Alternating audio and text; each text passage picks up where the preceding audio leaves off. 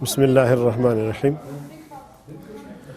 پاکستان کی جو اس وقت صورتحال ہے یہ اس بات کا تقاضا کرتا ہے کہ ہم ملک کے لیے سیاست سے بالاتر ہو کر، پارٹی اور جماعت سے بالاتر ہو کر سوچیں کہ ہمارا ملک اس وقت کن حالات سے گزر رہا ہے، کن مشکلات سے گزر رہا ہے، ہمیں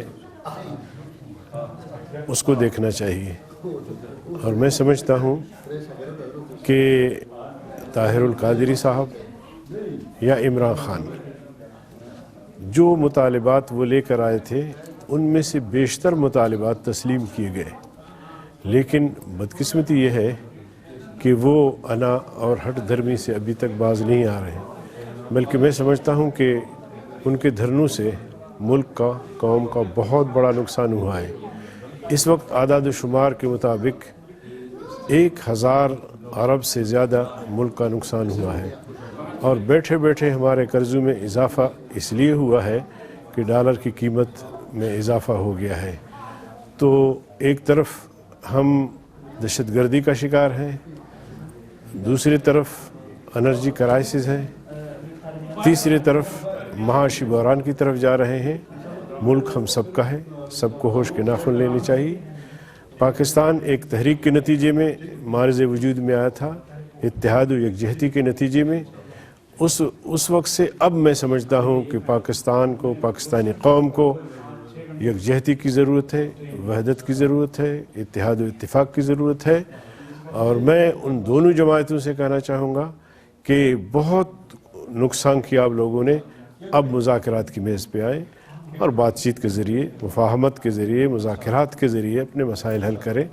اور اس طرح جو راستہ انہوں نے لیا ہے جس سے بچوں کا، عورتوں کا، بوڑھوں کا جو نقصان ہوا ہے، میں سمجھتا ہوں کہ اب ان کو ہوش کے ناخن لینی چاہیے۔ اور پھر یہ ہے کہ یہ دو جماعتیں ایک طرف اور پاکستان کی تمام سیاسی جماعتیں، مذہبی جماعتیں، پاکستان کے جو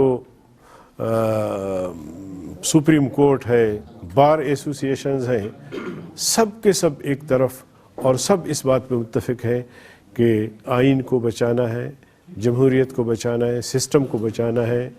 پارلیمنٹ آئین میں ایک سپریم ادارہ ہے، اس کے فیصلوں کو جو ہے ہم سب نے تسلیم کرنا ہے۔ تو ایسے موقع پر بہرحال میں سمجھتا ہوں کہ اتحاد کی ضرورت ہے، اور ان دونوں جماعتوں سے پھر میں اپیل کروں گا کہ وہ ہٹ دھرمی سے باز آ جائیں اور بیٹھیں اور مذاکرات کے ذریعے مسائل حل کریں۔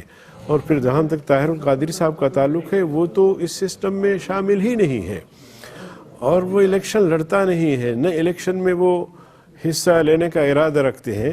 ہم ان کو مشورہ دیتے ہیں کہ آپ پہلے الیکشن میں حصہ لیں، انتخابی عمل کا حصہ بنیں، آپ جیتے، آپ انقلاب لائیں، جو بھی اقدامات کریں، لیکن شارٹ کٹ شاید پاکستانی قوم کسی کو اقتدار نہیں دے سکتی، اور تمام سیاسی جماعتیں متفق ہیں۔ عمران خان کے جتنے مطالبات ہیں سب کے سب مان لیے گئے، لیکن اس کے باوجود وہ قوم کا نقصان کر رہا ہے، ملک کا نقصان کر رہا ہے۔